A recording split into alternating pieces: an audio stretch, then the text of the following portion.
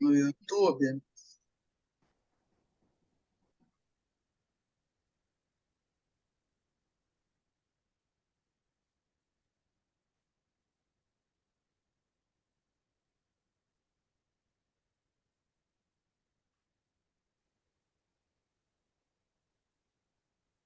Só entrar aqui no YouTube rapidinho.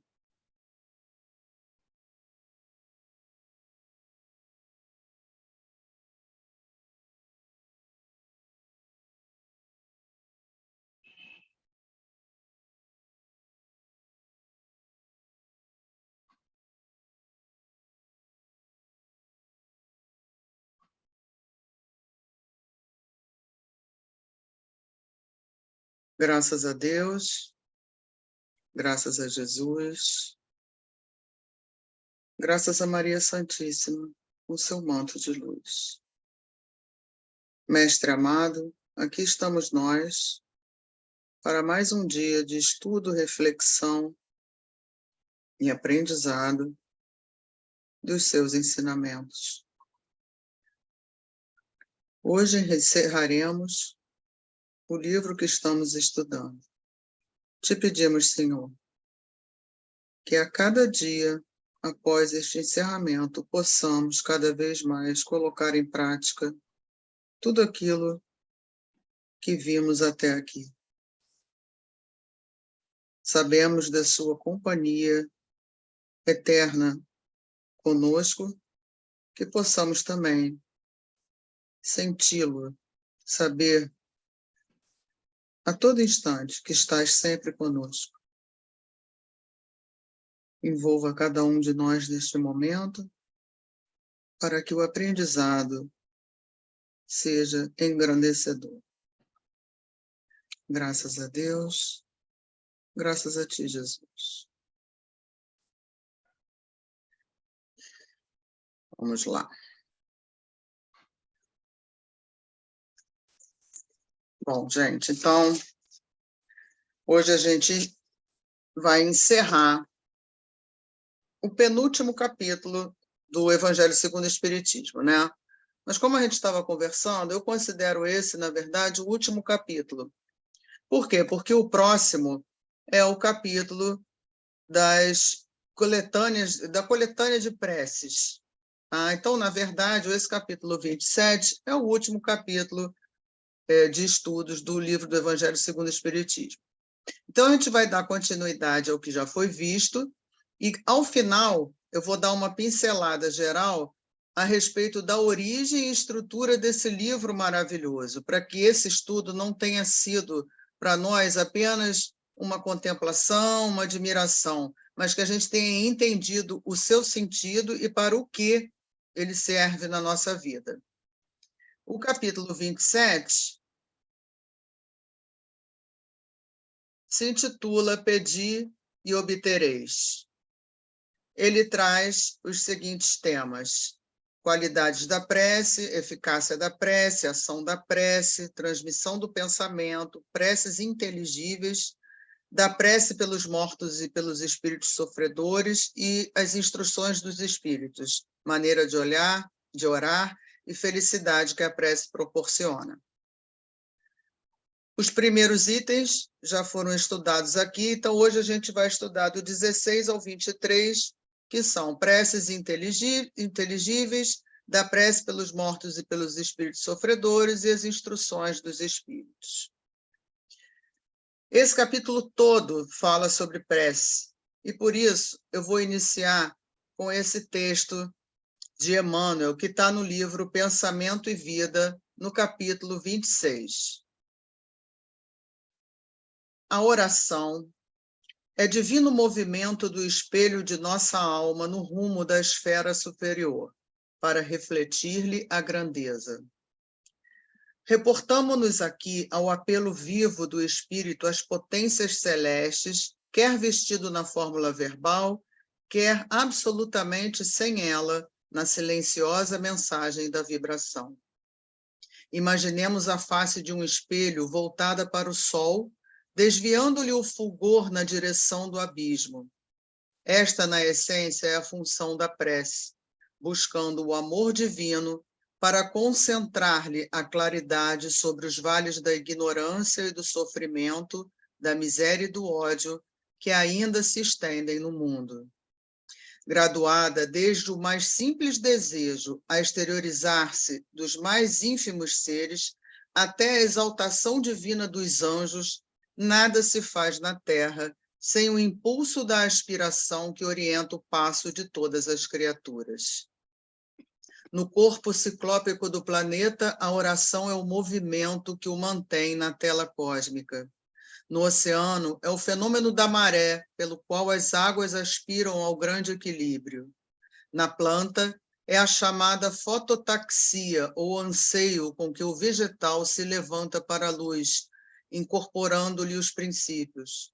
No animal, é o instinto de curiosidade e indagação que lhe alicerçam as primeiras conquistas da inteligência, tanto quanto no homem comum, é a concentração natural antes de qualquer edificação no caminho humano.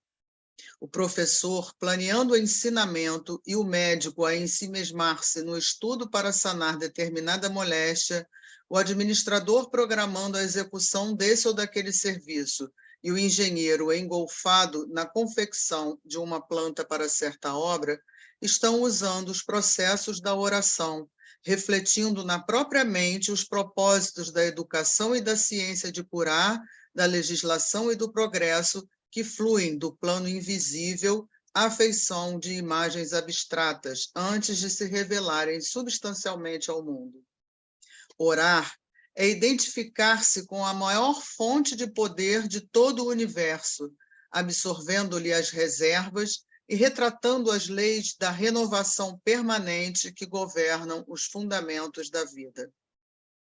A prece impulsiona as recônditas energias do coração, libertando-as com as imagens de nosso desejo, por intermédio da força viva e plasticizante do pensamento, imagens essas que, ascendendo às esferas superiores, tocam as inteligências visíveis ou invisíveis que nos rodeiam, pelas quais comumente recebemos as respostas do plano divino, porquanto o Pai todo bondoso se manifesta igualmente pelos filhos que se fazem bons. A vontade que ora tange o coração que sente, produzindo reflexos iluminativos através dos quais o espírito recolhe em silêncio, sob a forma de inspiração e socorro íntimo, o influxo dos mensageiros divinos que lhe presidem o território evolutivo, a lhe renovarem a emoção e a ideia com que se lhe aperfeiçoa a existência. Dispomos na oração do mais alto sistema de intercâmbio entre a terra e o céu. Pelo divino circuito da prece, a criatura pede o amparo do Criador, e o Criador responde à criatura pelo princípio inelutável da reflexão espiritual, estendendo-lhe os braços eternos, a fim de que ela se erga dos vales da vida fragmentária para os cimos da vida vitoriosa. Emmanuel é Emmanuel, né? Eu achei esse texto simplesmente maravilhoso. No livro, Manuel Filomeno de Miranda, através de Divaldo Franco, fala o seguinte sobre a prece. O pensamento, portanto, vinculado a Deus, ao bem, ao amor, ao desejo sincero de ajudar, eis a oração que todos podem e devem utilizar, a fim de que a felicidade se instale por definitivo nos corações. Por isso que as formas e as fórmulas utilizadas para a oração se fazem secundárias, sendo indispensável a intenção do orante, cujo propósito estimula o dínamo cerebral a liberar a onda psíquica vigorosa que lhe conduzirá à aspiração. Isso nós já estudamos, né, nos itens anteriores desse capítulo, ou seja, não adianta recitar fórmulas bonitas, lindas, se não for acompanhada do sentimento, da vontade, da intenção com a qual você pensa ou fala essas palavras, né? Então, gente, olha a imagem. A prece é a invocação mediante a qual o homem entra pela transmissão do pensamento em comunicação com o ser a quem se dirige. Jesus, eu botei essa imagem Propositadamente, Jesus, em sua jornada terrena, sempre orou para se comunicar com o Pai. Bom, feito essa pequena recordação, né, do que já foi visto, vamos ao assunto, o nosso item de hoje, preces inteligíveis. Depois disso que a gente acabou de ler, fica bem claro por que as preces têm que ser inteligíveis, né? As preces têm que ser claras.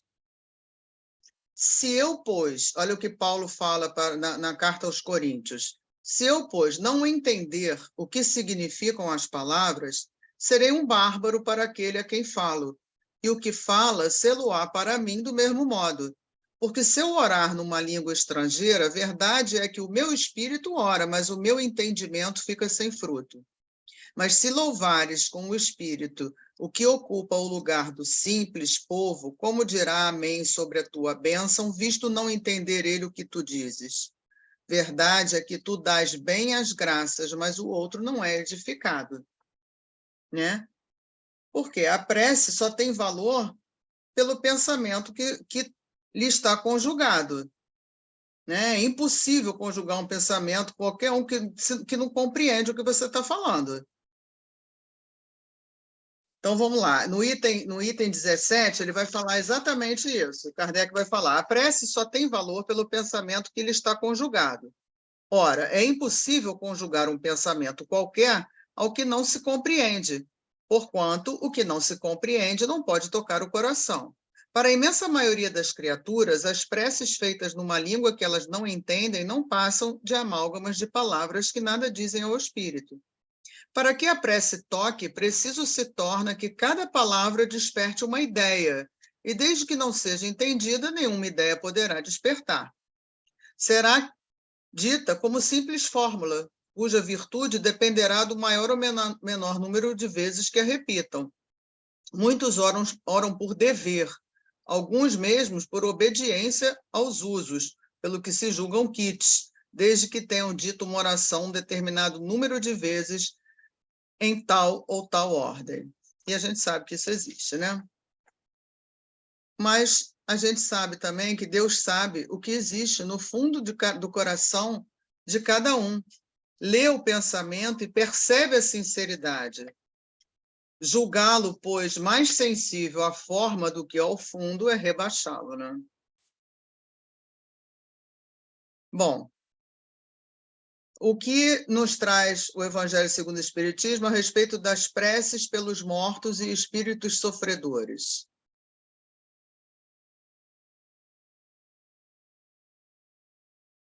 Os espíritos sofredores reclamam preces, e estas lhes são proveitosas, porque, verificando que há quem neles pense, menos abandonados se sentem, menos infelizes. Entretanto, a prece tem sobre eles ação mais direta, reanima-os, incute-lhes o desejo de se elevarem pelo arrependimento e pela reparação, e possivelmente desvia-lhes do mau pensamento.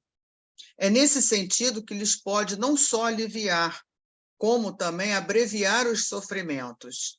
Nesse item, ele vai citar uma parte, a segunda parte, no item 15 do livro Céu e Inferno, em que vai dizer assim: o Espiritismo, sem dúvida, não é indispensável a esse resultado. Assim, ele não tem a pretensão de ser o único a assegurar a salvação da alma, mas ele a facilita pelos conhecimentos que proporciona, os sentimentos que inspira e as disposições nas quais coloca o espírito, ao qual faz compreender a necessidade de se aperfeiçoar.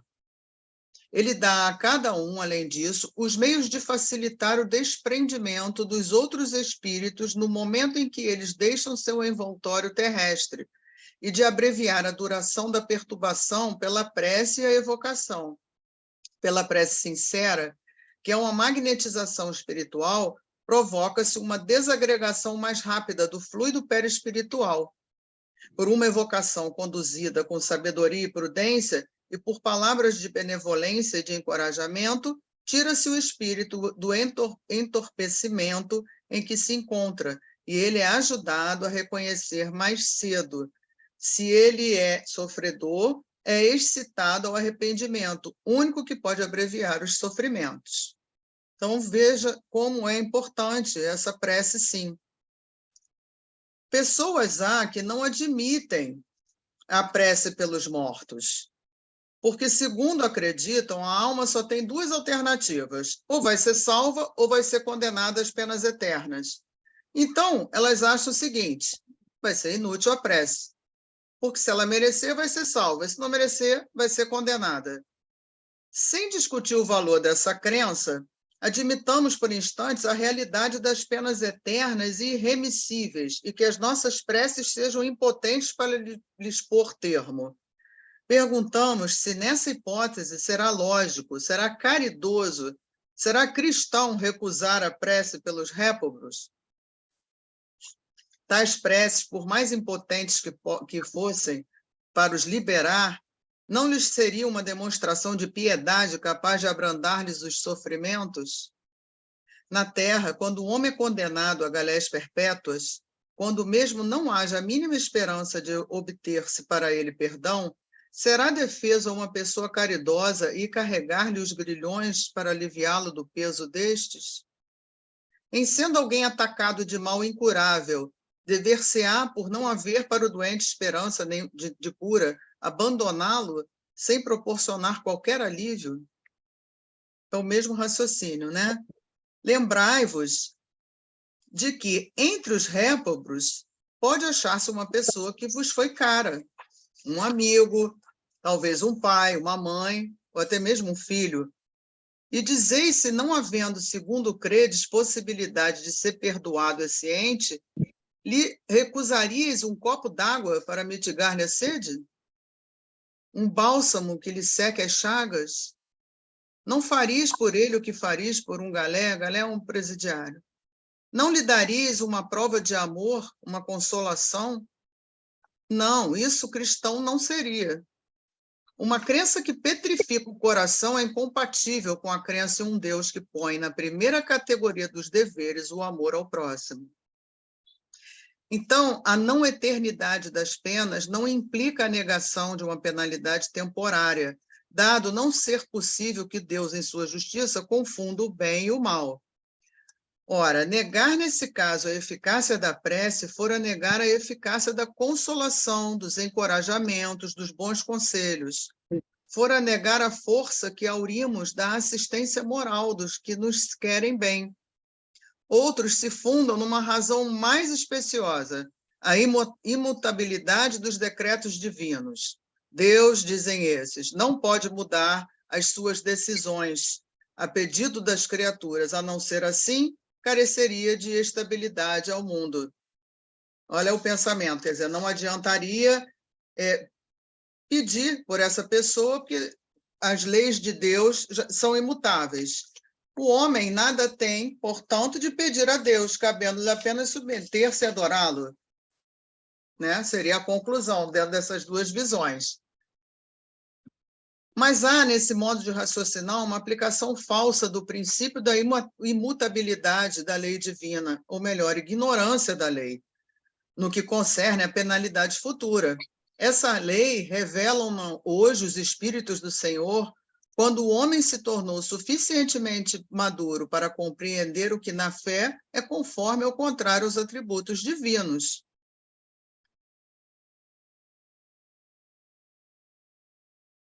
Então, olha como um quadrinho aqui, um resumo do que a gente falou. A prece pelos mortos, adianta orar pelos espíritos sofredores? Os dois erros mais comuns: as penas são eternas e os decretos de Deus são imutáveis. As penas não são eternas, a gente já aprendeu isso, as penas são temporárias. E os decretos de Deus são imutáveis, mas Deus ouve o culpado que clama por misericórdia. As leis de Deus são imutáveis, mas ele também é bom, justo e misericordioso. Então, a prece pelos espíritos sofredores não vai tirar, não é para tirar a responsabilidade daquele espírito sofredor pelo que ele causou, mas sim consolar, encorajar, fortalecer, afastar de pensar no mal, para levá-los ao arrependimento, para induzi-los à reparação do mal, ou seja, para fortalecê-los. né, no que tange a responsabilidade deles por aquilo que causaram. Então, pela prece, em lugar de pedirmos a Deus que derrogues a sua lei, tornamo-nos instrumentos da execução de outra lei também sua, a de amor e caridade. Né? Porque nós estamos ajudando o sofredor, ou o que morreu e não tem conhecimento dessa espiritualidade, que às vezes também custa a compreender a nova situação no plano espiritual. Então, segundo o dogma da eternidade absoluta das penas, não se leva em conta ao culpado os remorsos nem o arrependimento. É-lhe inútil todo o desejo de melhorar-se. Está condenado a conservar-se perpetuamente mal. Né? E não é isso que a gente aprende no Espiritismo. Se a sua condenação foi por determinado tempo, a pena cessará, uma vez expirado esse tempo. Mas quem poderá afirmar que ele, então, possua melhores sentimentos? Quem poderá dizer que, a exemplo de muitos condenados da Terra, ao sair da prisão, ele não seja tão mau quanto antes? No primeiro caso, seria manter na dor do castigo um homem que volveu ao bem. E no segundo, seria agraciar a um que continua culpado. A lei de Deus é mais previdente, sempre justa, equitativa e misericordiosa, não estabelece para a pena, qualquer que seja essa, duração alguma. Ela se resume assim: o homem sofre sempre a consequência de suas faltas. Não há uma só infração à lei de Deus que fique sem a correspondente punição. A severidade do castigo é proporcionada à gravidade da falta. Indeterminada é a duração do castigo para qualquer falta. Fica subordinada ao arrependimento do culpado e ao seu retorno à senda do bem.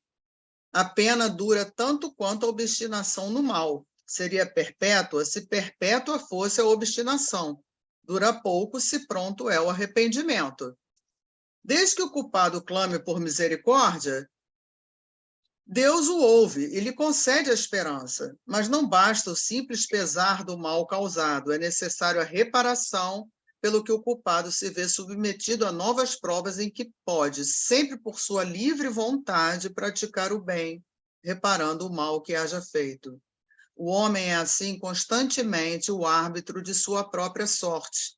Pertence-lhe abreviar ou prolongar indefinidamente o seu suplício. A sua felicidade ou a sua desgraça dependem da vontade que tenha de praticar o bem. Tal a lei, lei imutável, essa sim, em conformidade com a bondade e a justiça de Deus. Por isso é que, sim, vale sim a gente fazer oração pelos espíritos sofredores, que eles precisam dessa ajuda, dessa certeza, né, de que eles precisam mudar para sair daquela situação. O espírito culpado e infeliz, dessa maneira, pode sempre se salvar a si mesmo. A lei de Deus lhe diz sob quais condições ele pode fazê-lo. O que geralmente lhe falta é a vontade, a força e a coragem. Se pelas nossas preces lhe inspiramos essa vontade, se o amparamos e encorajamos, se pelos nossos conselhos lhe damos as luzes que lhe faltam, em vez de solicitar a Deus que derrogue a sua lei, tornamo-nos instrumentos da execução dessa lei de amor e caridade, da qual ele assim nos permite participar para darmos nós mesmos uma prova de caridade. Ver como tudo não só a evolução desse espírito sofredor que a gente está ajudando, como a nossa própria, porque isso é uma oportunidade que nós temos de praticar a lei de amor, justiça, amor e caridade, né?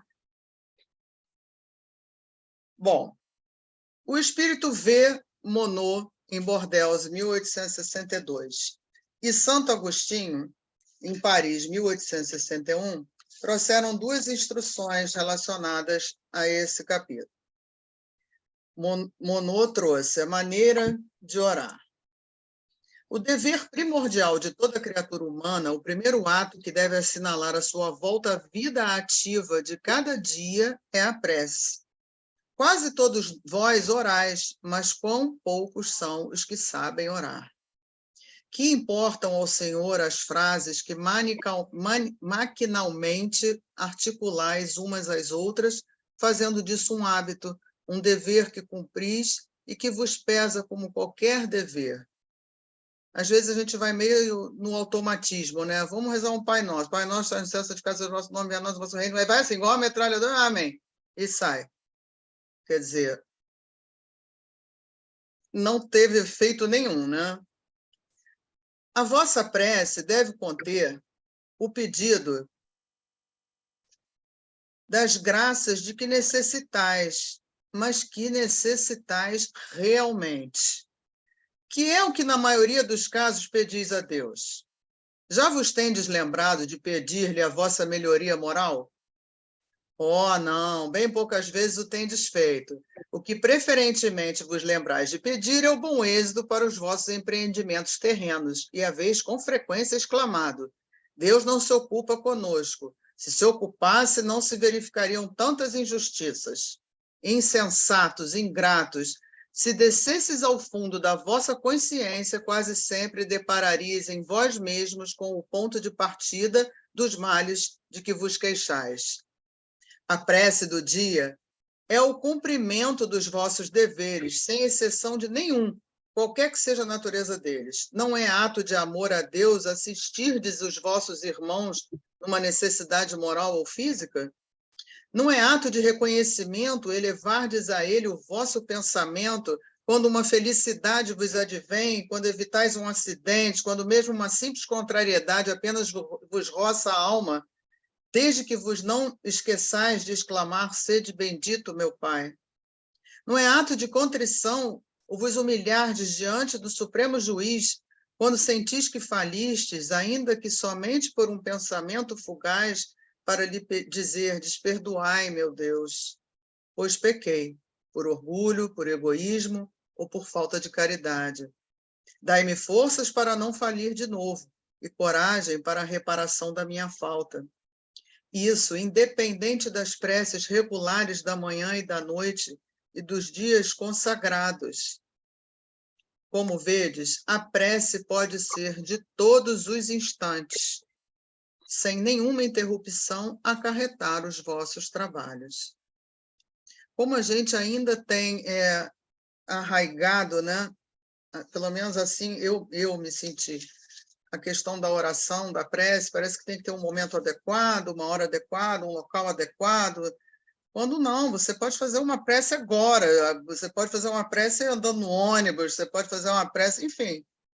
A prece nada mais é do que aquela conexão, né, com o alto. Então, isso pode ser feito a qualquer momento. E é como esse Espírito fala, o que nós estamos pedindo? Será que estamos sabendo orar de verdade ou a gente pede coisas que, na verdade, nem nos serviria para nada, por isso que a gente não recebe? Bom, e Santo Agostinho vem falando da felicidade que a prece proporciona. A prece. Eu tirei alguns tópicos, né? Como são tocantes as palavras que saem da boca daquele que ora. A prece é o orvalho divino que aplaca o calor excessivo das paixões. Filha primogênita da fé, ela nos encaminha para a senda que conduz a Deus. Avançai, avançai pelas veredas da prece, e ouvireis as vozes dos anjos. Que harmonia! São as liras dos arcanjos, são as vozes brandas dos serafins. Carregai a vossa cruz e sentireis as doces emoções que lhe perpassam n'alma, se bem que vergado ao peso de um madeiro infame. E nada melhor do que a gente começou com Emmanuel esse capítulo, vamos terminar mais uma vez com Emmanuel. Emmanuel tem no livro Escrínio de Luz, no capítulo 10, um capítulo que se chama exatamente Pedi e obtereis.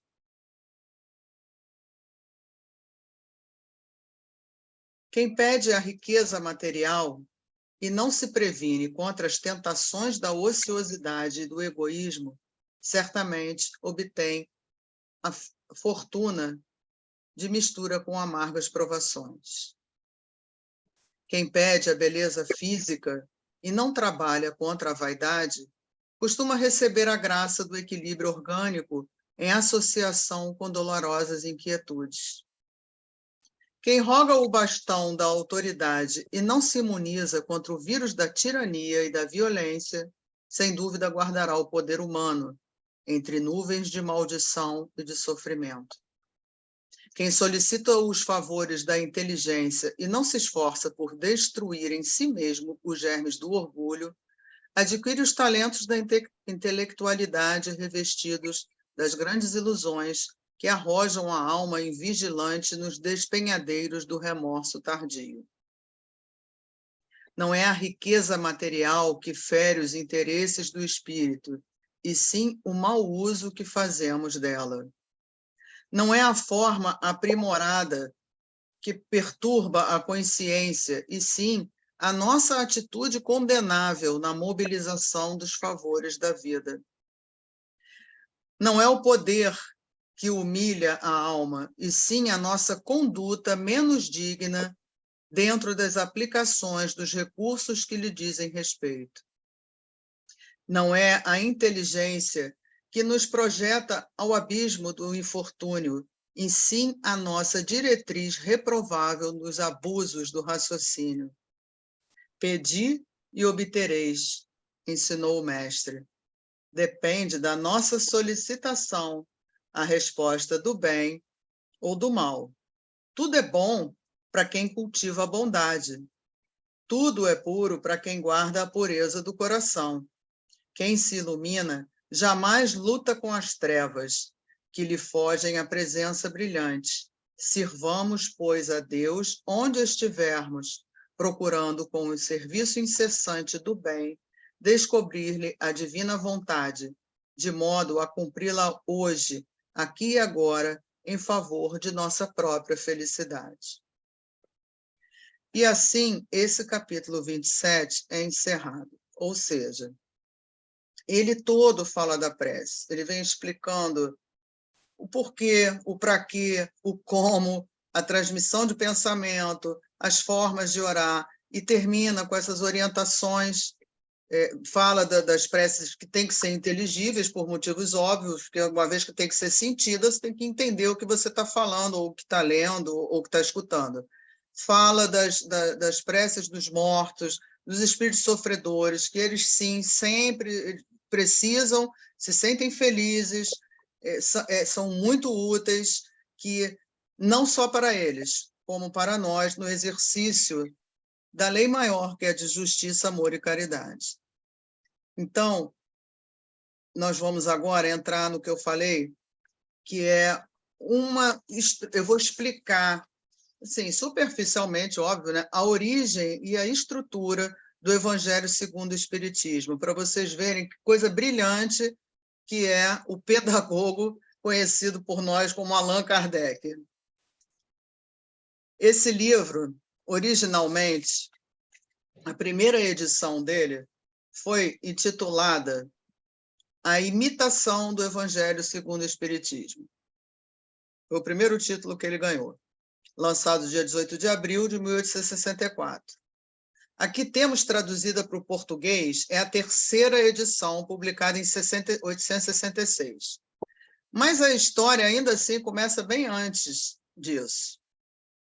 Kardec estava encafifado com algumas ideias. Olha o que tem em obras póstumas, falando sobre a imitação do Evangelho. A ninguém comuniquei o objeto da obra em que estava trabalhando. Ele estava trabalhando na encolha, a produção, ele já estava ali querendo fazer algo nesse sentido, sem falar com ninguém.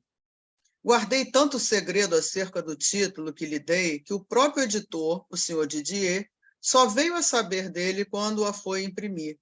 O título era, na primeira edição, Imitação do Evangelho. Mais tarde, porém, devido à observação do senhor Didier e de outros, foi substituído por este, o Evangelho segundo o Espiritismo. Olha por que ele estava agoniado e resolveu escrever não, né? Sistematizar esse livro. Das questões 614, primeiro foi o Livro dos Espíritos, óbvio, né? Todo mundo sabe. Então, das questões 614 até 625, Kardec faz indagações aos espíritos que o levarão a concluir que existem as leis divinas, né, ou leis naturais, que regem a nossa felicidade. Que nós temos um livro onde as leis estão escritas, que é a nossa consciência. E temos um professor que não só entende dessas leis, como as viveu, para nos mostrar como vivê-las, né? Que é Jesus, por isso chamado modelo e guia. Vai ser na questão 627 que vai marcar o vínculo da doutrina espírita com o Evangelho de Jesus. Eu acho que já deve ser a terceira ou quarta vez que eu menciono essa questão nos estudos. Porque, realmente, Kardec ficou intrigado com isso. Uma vez que Jesus ensinou as verdadeiras leis de Deus, qual a utilidade do ensino que os espíritos dão? Terão que nos ensinar mais alguma coisa? Né? E eles vão responder que não é bem isso. Né?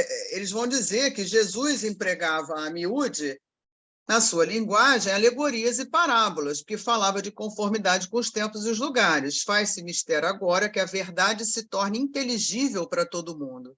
Muito necessário é que aquelas leis sejam explicadas e desenvolvidas. Tão poucos são os que as compreendem e ainda menos os que a praticam. A nossa missão, isso são os espíritos respondendo a Kardec, tá? Consiste em abrir os olhos e os ouvidos a todos, confundindo os orgulhosos e desmascarando os hipócritas, os que vestem a capa da virtude e da religião, a fim de ocultarem suas torpezas. O ensino dos espíritos tem que ser claro e sem equívocos, para que ninguém possa pretextar ignorância e para que todos o possam julgar e apreciar com a razão. Estamos incumbidos de preparar o reino do bem que Jesus anunciou. Daí a necessidade de que a ninguém seja possível interpretar a lei de Deus ao sabor de suas paixões, nem falsear o sentido de uma lei toda de amor e de caridade. Muitos pontos do Evangelho, isso agora é comentário meu, tá? Da Bíblia e dos autores sacros em geral, são ininteligíveis, parecendo alguns até irracionais, por falta da chave que faculte se lhes apreenda o verdadeiro sentido. Essa chave está completa no Espiritismo, como já o puderam reconhecer os que têm estudado seriamente, e como todos mais tarde ainda melhor o reconhecerão. Kardec, então, vai usar essa chave quando escreve o Evangelho segundo o Espiritismo, porque ele falou, bom, se para ser feliz tem que seguir as leis naturais ou divinas. Isso com base no livro, no que os espíritos já tinham explicado para ele no livro dos Espíritos.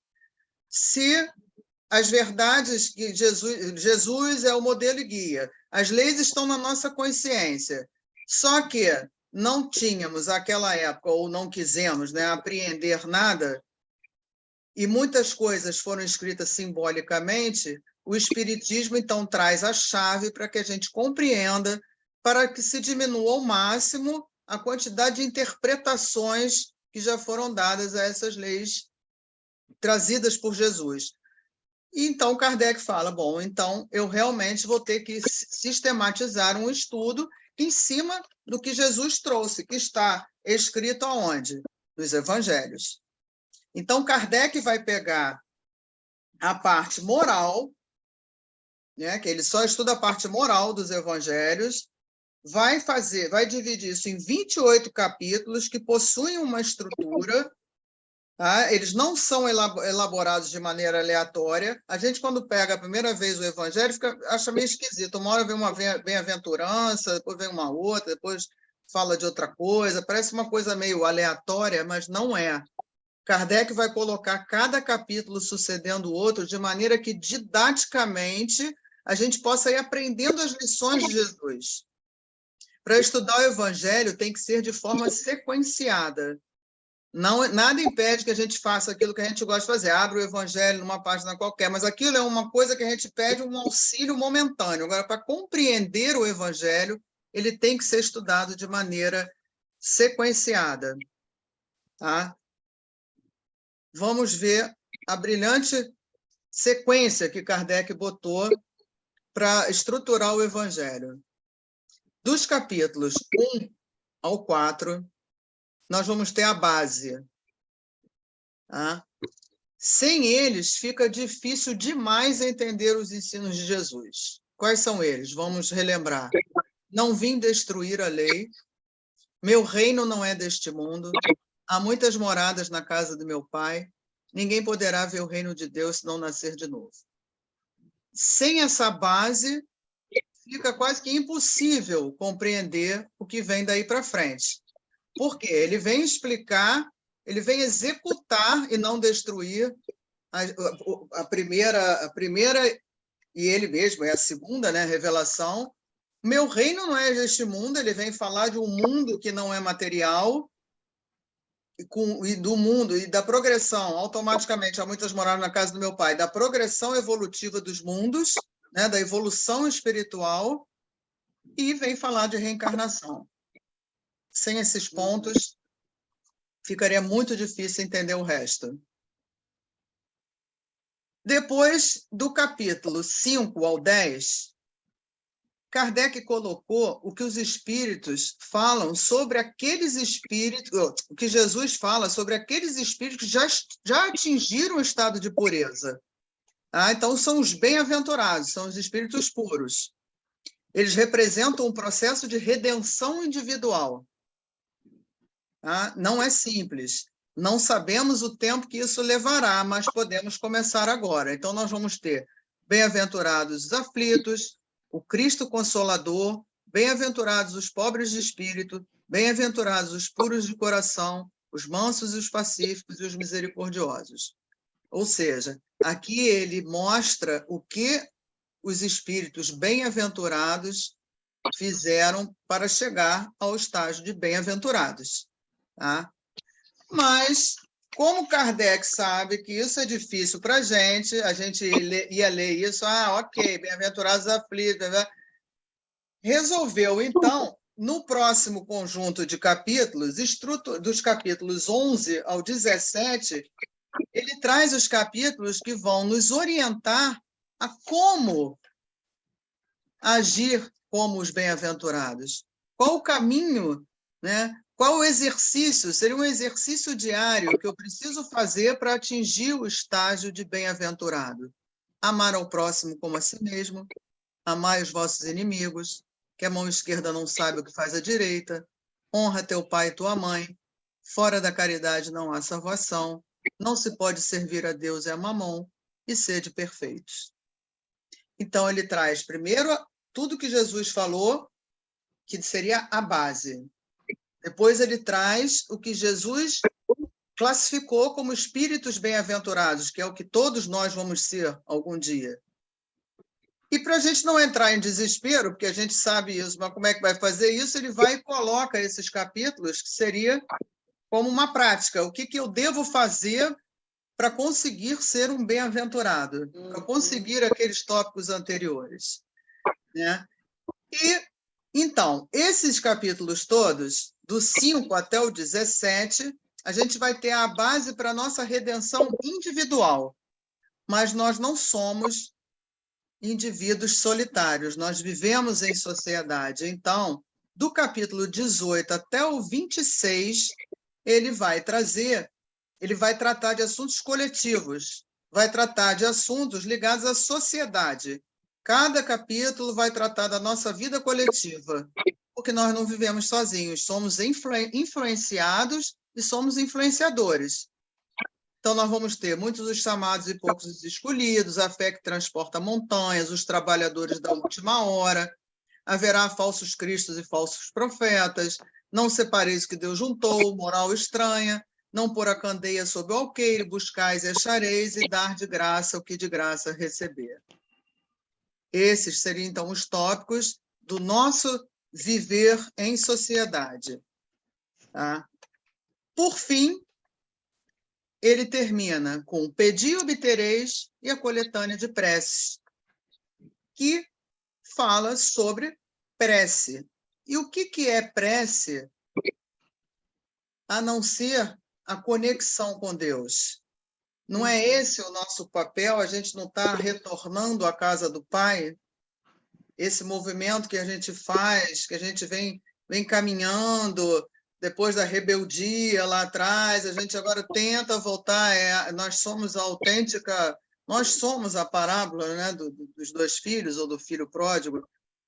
Enfim, quando a gente entende as leis naturais que estão na base, o caminho que individualmente nós devemos trilhar, a nossa responsabilidade na coletividade, nós começamos, de fato, então, a nos conectar com Deus.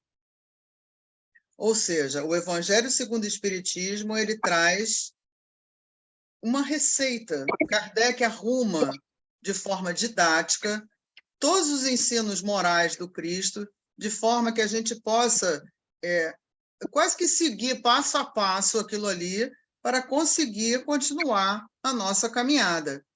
Essa estruturação, mais uma vez, no último estudo eu trouxe ela também, com o Buscais e Achareis, né?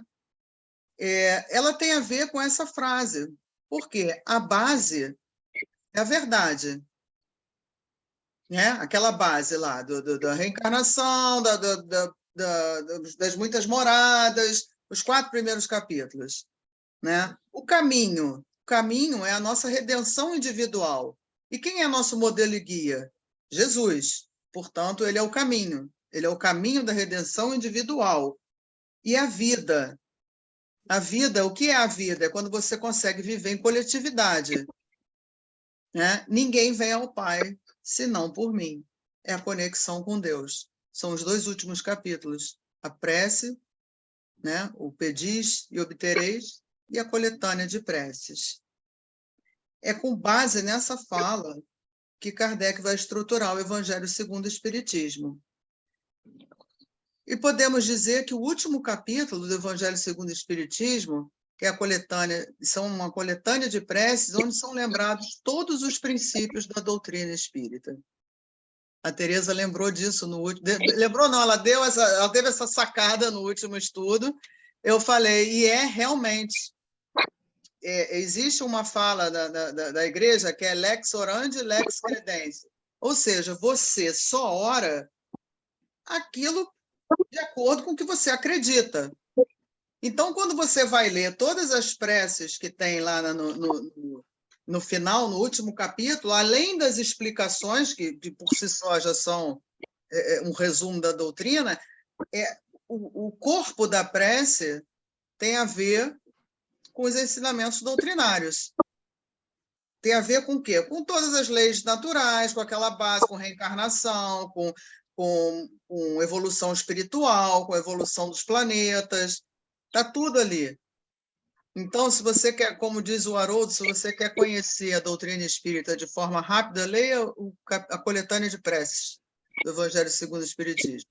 Você vai conhecer toda a base da doutrina espírita. E para encerrar... Está tudo ali. É um resumão. Para encerrar, com toda a minha gratidão por esse tempo todo que vocês me aturam, eu trouxe a primeira estrofe dessa poesia do João de Deus. Não trouxe ela inteira, não. Eu trouxe a primeira só, primeiro verso, né? O primeiro, nem me lembro mais como é que chama isso. Mas, enfim, achei lindo isso. Olha lá. Senhor Jesus, pela bênção de tua doutrina santa que nos apoia e levanta, para o teu reino de amor, pela paz que nos ofertas, pela esperança divina que nos conforta e ilumina, bendito sejas, Senhor. É uma gratidão a Jesus por tudo que nos trouxe, por tudo que nos aguarda, por sempre estar conosco, acreditando em cada um de nós. E é isso. E é uma maravilha. Cada sábado de estudo, e a gente encerrando esse estudo do Evangelho segundo o Espiritismo com, sei lá, foi uma coisa, sei lá, não tem nem palavras, é tudo tão bom de ouvir, tudo tão... Meu Deus... É gostoso, é gostoso. É gostoso. Eu estou entendendo o que você está dizendo. É gostoso quando a gente consegue ver que nada está solto, entendeu? Nada assim, agora vamos ler isso aqui, agora vamos ler aquilo ali. Não, tudo tudo está engatilhado, tudo está conectado. né? Uma coisa puxa a outra, é divino isso, né? É realmente divino e a gente tem que fazer mesmo um pleito de gratidão a Kardec, porque, nossa, que homem é esse? É um homem apocalíptico. É mesmo. Não, ele abraçou a missão dele, que eu acho que foi até além do que esperavam. Nossa. Né? Porque ele se utilizou dos conhecimentos dele, né? Você vê, isso aqui, essa montagem do Evangelho é uma coisa altamente pedagógica, entendeu? Didática pura. Fora aquela introdução, né? Quer dizer, ele já começa dando aquela introdução que é importantíssima, que vem esclarecendo alguns termos, vem contextualizando algumas coisas, alguns acontecimentos, enfim, aquilo pegando também é aquelas figuras, né? Aquelas figuras que antecederam há séculos de Jesus, pegando aquelas figuras, mostrando, né? Sócrates, Platão, o que tem a ver, ideia de um, ideia de outro, enfim. A introdução, é lógico, a gente acaba não lendo sempre, mas não tem como deixar. A mesma coisa, os prolegômenos do Livro dos Espíritos, não tem como não ler. Ele já veio com essa missão, né? Ele já veio com essa missão.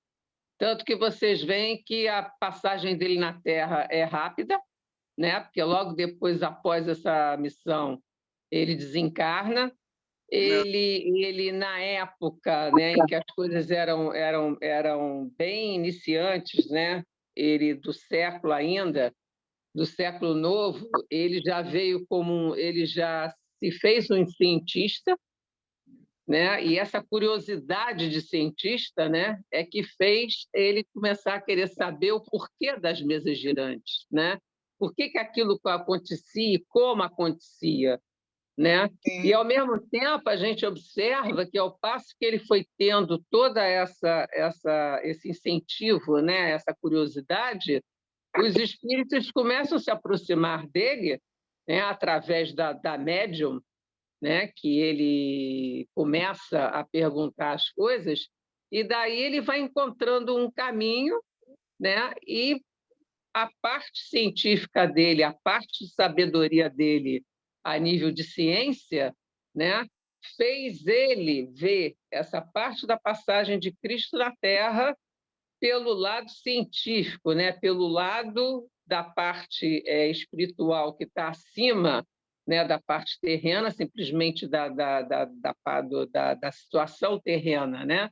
Porque, pelo que eu entendi, quando Cristo veio, né, ele já veio a primeira vez, né, ele veio já naquela situação de melhorar, né, os habitantes aqui, né, porque a gente já vinha de um outro planeta, né, já vinha com um karma e precisava e aquela coisa antiga de vários deuses, né, de reis e deuses, aquela coisa toda, aquilo precisava ter como é que se diz, uma conscientização, né? Então ele veio trazer essa conscientização. E os apóstolos ficaram com como é que se diz, a missão, né, de divulgar. Só que, pelo que eu percebi, os apóstolos já cada um seguiu um caminho, né? E foram se formando Bíblias. Então, a gente vê que, por exemplo, na parte do não querendo falar em hipótese alguma através das outras religiões, né? Até porque a gente já passou por elas também. Então, você percebe que, de acordo com aquilo que foi divulgado, foi se criando dogmas.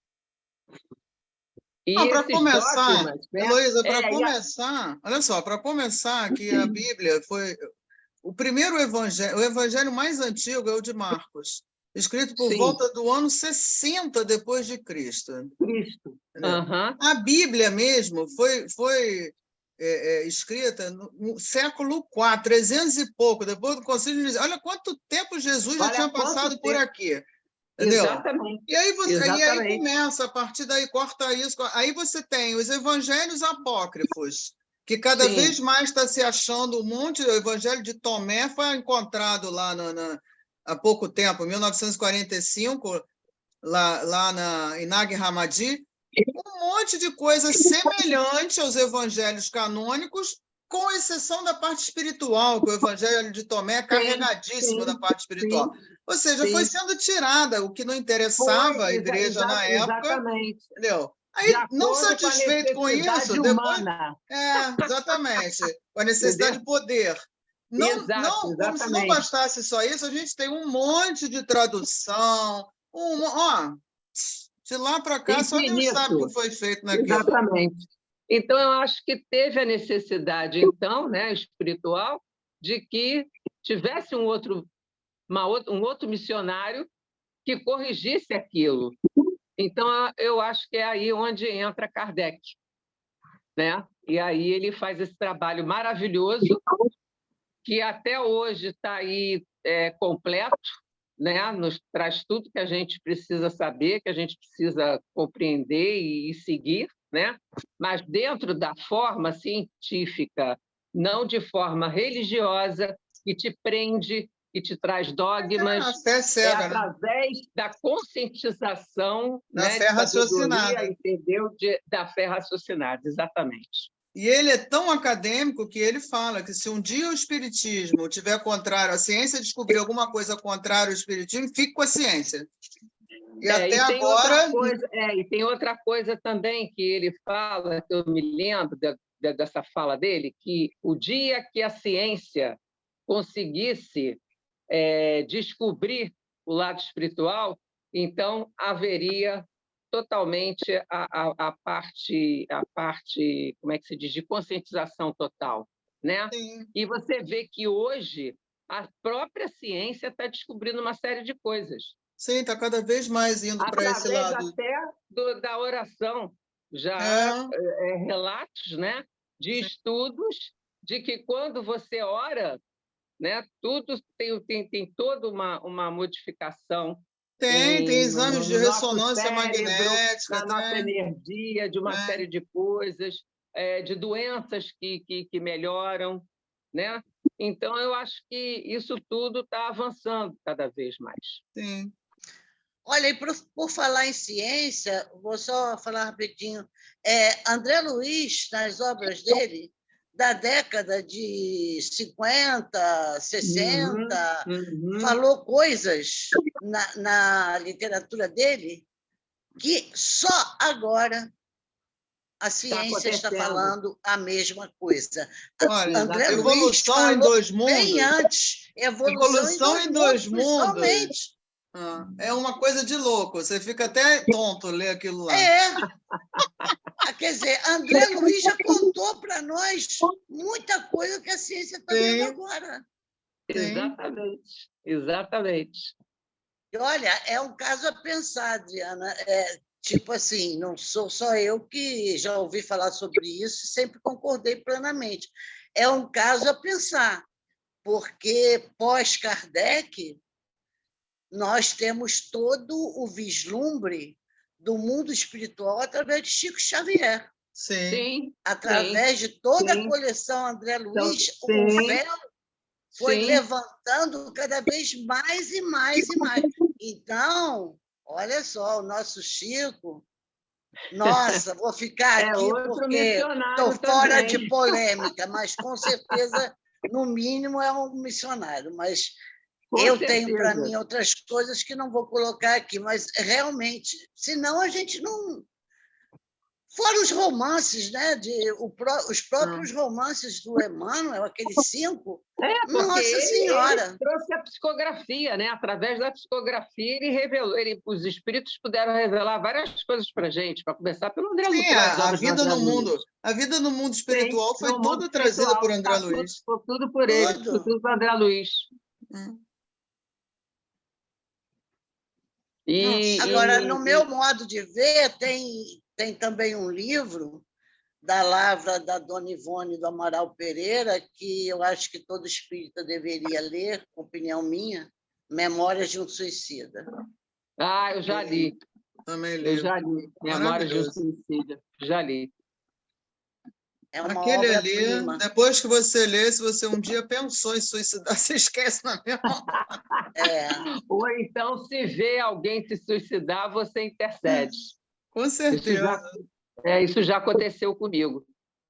Eu estava aqui dentro de casa, limpando a casa, e, de repente, alguma coisa me fez chegar na janela. Quando eu cheguei na janela, que eu olhei para o prédio ao lado, eu vi uns gritos. Uma moça saiu correndo, eu fico até arrepiada quando eu lembro disso. Ela saiu correndo e pulou a janela.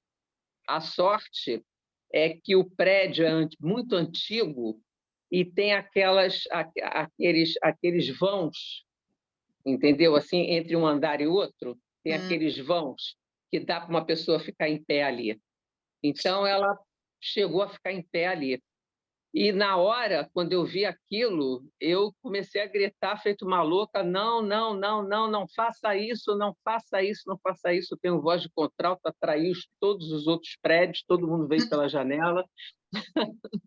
E eu gritando e, no mesmo momento, pensando em Jesus, entendeu? Sabe? Nos espíritos que ajudassem ela. E eu não parei de falar com ela, entendeu? Isso eu aos gritos, né? Porque é distante. E eu fiz ela voltar para dentro do apartamento. Aí um vizinho meu que mora em cima de mim, ele também estava acompanhando. E aí ele falou para mim: continua falando com ela que eu vou lá. E aí ele pediu a ela se ele podia ir lá falar com ela. Aí ela concordou, isso ela ainda estava do lado de fora. Aí ele foi lá, pediu lá a portaria para abrir, para subir. Ele conseguiu falar com ela. E aí, quando ele tocou a campainha, eu consegui fazer ela para dentro, lá de volta para dentro do apartamento. Gente, depois eu fui saber que essa moça tinha um bebezinho. Ai, meu Deus. Um recém-nascido para criar, e estava desesperada, entendeu? Porque estava, enfim, com vários problemas, entendeu? E até há pouco tempo eu vi assim de longe, né? Eu vi ela ninando o neném, e aí é que eu vi que ela tinha um nenenzinho. Não. Muito. Agora, esse livro, não, eu não estou falando só pelo fato de que, se alguma vez, é lógico que a gente lendo, a gente jamais vai pensar no suicídio, ou vamos pensar milhares de vezes. Sim, claro, mas os meandros, como trabalha Nossa Mãe Santíssima, tudo que é feito ali por aqueles, digamos, soldados dela, que tem um outro nome que agora me esqueci, e a atuação da lei de causa e efeito, é tudo muito bem explicado ali naquele livro. Porque são espíritos em total desespero, são pessoas em total desespero quando fazem isso. Mas não estou falando só dos espíritos suicidas, é tirar outras lições também. A lei de causa e efeito, ela rege. Ela rege de maneira, e ali ela exprime as obras do André, tem, mas mesmo assim. Bom, enfim, nós temos uma vasta literatura, nós temos muitos palestrantes para nos explicar tanta coisa, e nós temos que agradecer muito, eu me lembro no caso de ter também, lido... a Chico Xavier. Nossa. Com certeza. Então, do Chico Xavier, a gente tem Desobsessão, que ele está dentro dessa parte Sim, tem o próprio livro Ação e Reação também. O André Luiz conta a história de uma família quando ele começa a trabalhar, né, na parte espiritual, né, de ajudar, junto com aquele irmão, né, que o acompanha, que o orienta, que eu esqueci o nome dele agora. Desobsessão está dentro dessa coisa. Começa com uma moça se suicidando. Porque ela descobre que a irmã, entendeu? Várias tá obras namorando... do Chico tem. E é uma história muito bonita. O André Luiz segue essa família, esse caso, e ele conta, então, toda a trajetória, tanto terrena quanto espiritual, relacionada a esse suicídio. Enfim, Adriana, muito obrigada. Valeu muito. Muito bom. Nada, eu que agradeço. Vocês me instigam a estudar. É porque a gente quer saber mais. Não, porque eu acho assim, por exemplo, Instrução dos Espíritos, você tem que ler, não tem jeito, porque Claro, eu não vou interpretar, né? E tem coisas que você tem que ler. Então, você ficar só lendo o que está escrito no Evangelho, fica uma coisa chata, porque ler todo mundo pode ler, entendeu? Então, eu acho legal a gente fazer essas conexões e trazer outras falas, entendeu? E essa parte de Evangelho é muito Emmanuel, né? A gente encontra muita coisa de Emmanuel. Assim como o André Luiz traz mais a vida no mundo espiritual, essa coisa mais da ciência, Emmanuel é todo Evangelho, né? O tempo todo é Evangelho, Evangelho, Evangelho. Enfim. E tanto que dessa vez eu comecei, eu falei, não é possível, eu vou procurar coisa e ver lá Emmanuel. Eu falei, meu Deus do céu, tudo é Emmanuel. Não tem melhor que ele. Não tem melhor do que ele para falar. Gente, eu errei o nome do livro, não é Desobsessão, é Sexo e Destino. Ah, sim, de André Luiz, psicografado por Chico Xavier. Eu já li aquela história daquela família toda que é toda entroncada, e quando acaba... Eu errei o nome do livro, toda entroncada. E o próprio que deu origem a muita coisa está lá no mundo espiritual ajudando o André a resolver essa coisa toda, e a gente fica de boca aberta quando vê que ele também está metido naquele rolo e ele já está lá numa situação espiritualmente melhor. Né? Olha, eu amo o Evangelho, amo. Tanto que do Novo Testamento, eu sempre gostei de ir além. Atos dos Apóstolos, inclusive o Caibar Schutel tem um excelente livro sobre isso, e no meu modo de ver, não tem como ler Atos dos Apóstolos sem ficar com o livro Paulo Estevão, do Emmanuel, ao lado. Sim, também e tem todas as cartas, as epístolas de Paulo, de Tiago, de Pedro, de João, etc. Existem frases ali que são ditas nessas cartas, são coisas que marcam muito. Enfim, tudo que está no Novo Testamento me atrai, eu gosto demais. Não, eu também. Lá na Casa de Emmanuel, onde eu trabalho também, né, a gente faz roda de livros. E a próxima roda de novembro é sobre o Hermínio Miranda. Fantástico. Aí a presidente da casa escolheu o seguinte livro para mim: O Evangelho Gnóstico de Tomé. Eu olhei para a cara dela e falei, tu gosta, né? Eu tenho certeza que você vai gostar. Menina, eu tenho esse livro. Tudo que você possa imaginar sobre aqueles códices, aqueles negócios, tudo que foram encontrados. Olha, eu estou assim encantada. Encantada. Por isso que eu citei essa questão, e a comparação é uma coisa impressionante. Tem coisas são 114, eles chamam de login, sei lá, um negócio assim.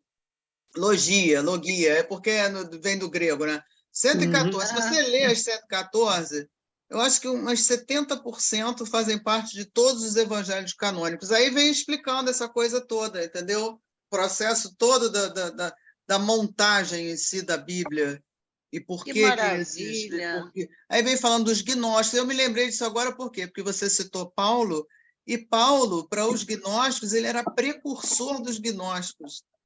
Porque Paulo fala de espírito o tempo todo, espiritualidade o tempo todo. Eu não sei nem como é que deixaram Paulo na Bíblia.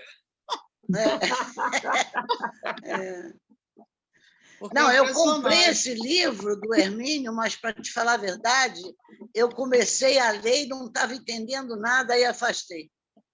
Porque você tem que saber a história. O legal é ver a história antes, como é que foram achados, entendeu? Tem esses códices que encontraram lá em Nag Hammadi, depois tem também os do Mar Morto, né, que foram encontrados logo depois.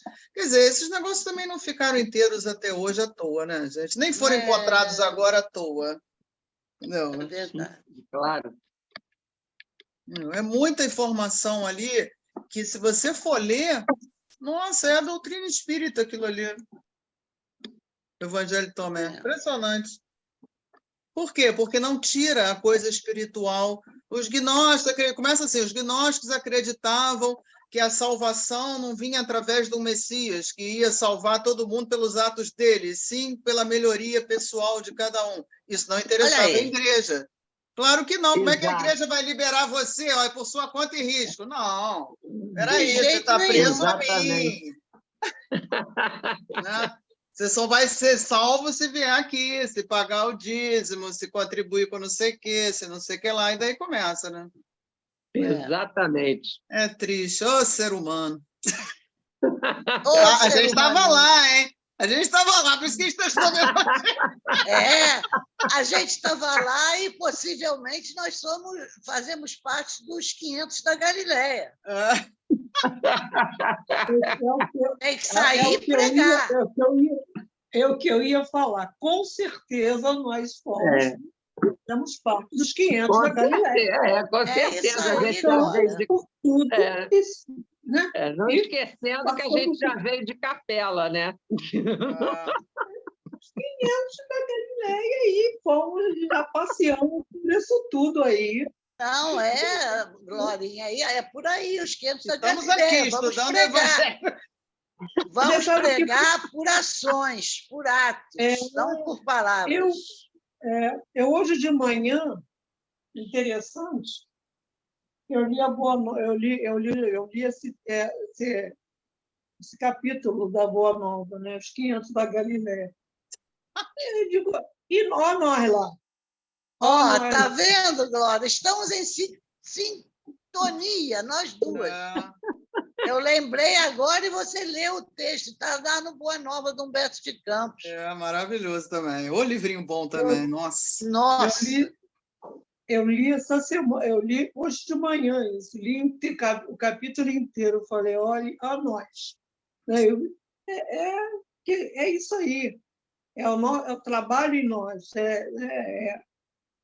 Esse trabalho de nos melhorarmos mesmo. Nós estamos falando de evolução dos espíritos, né? Da educação, da evolução do nosso espírito. Já passamos por muita coisa. Aí eu fiquei pensando, gente, imagina quanta reencarnação, né? Por onde nós andamos. Bota reencarnação nisso. Pois é. Por isso que a gente, às vezes, fica censurando isso e aquilo, fica julgando, espantada com determinadas coisas. Se a gente parar para pensar, eu digo, eu já passei por lá, com certeza. Sem dúvida, sem dúvida. Tá. Bom, a mim já me falaram que eu sou um espírito antiguíssimo, que já reencarnei em vários continentes. Quando a entidade falou isso para mim, eu fiz até o nome do Pai, Santo Deus, o que eu não aprontei. Minha filha, os 500 da Galileia. Eu fiquei horrorizada, fiquei até arrepiada na hora. Eu digo, Santa Virgem Maria. Quantas vezes a gente... Agora vai nascer no Brasil para aprender de vez. Agora vai ao racha. Exatamente, agora tu vai para o Brasil. Você já pensou? Aí é que eu fui entender por que às vezes eu vejo assim, engraçado, eu trabalhei a minha vida inteira com viagem na área de turismo, entendeu? E era engraçado que eu sempre via assim, os países, aquela coisa, eu não tinha aquela agonia, aquela coisa de conhecer aquilo, não. Quando eu via as fotos assim, alguma coisa me dizia que eu já tinha visto aquilo. Aí é que eu fui entender. Gente, podemos então encerrar às 6h30? Sim, já está na hora. Alguém quer falar mais alguma coisa? Eu já falei demais. Solange também, já falou muito. A Lélia, então, não aguento mais ouvir a voz da Lélia. Ô, Jorge, a gente não vê nem a boca, que é para não correr o risco. A Meire eu perdoo, tadinha, que está com problema no som. Dessa vez está perdoada, Meire.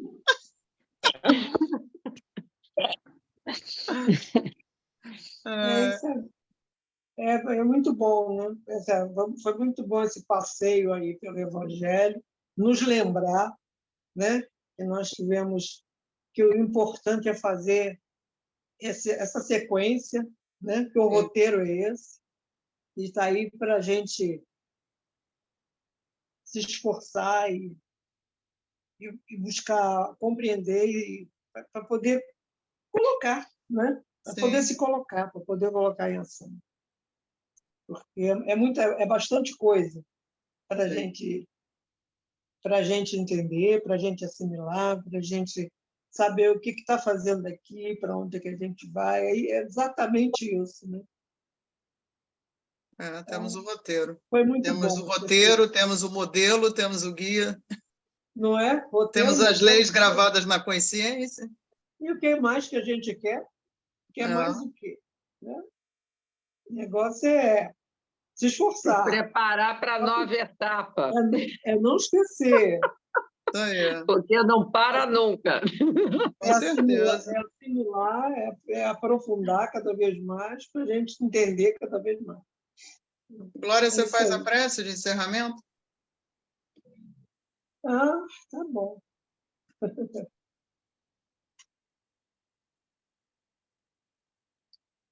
Graças a Deus. Graças a Jesus. Obrigada, Senhor. Aí, por esse nosso roteiro, por estarmos aqui, nesse encontro de sábado à tarde, acrescentando, renovando o que já sabemos, aprendendo cada dia um pouco mais, refletindo para compreender, compreendendo para poder fazer. Obrigado, Senhor. Chegamos ao final do nosso estudo do Evangelho.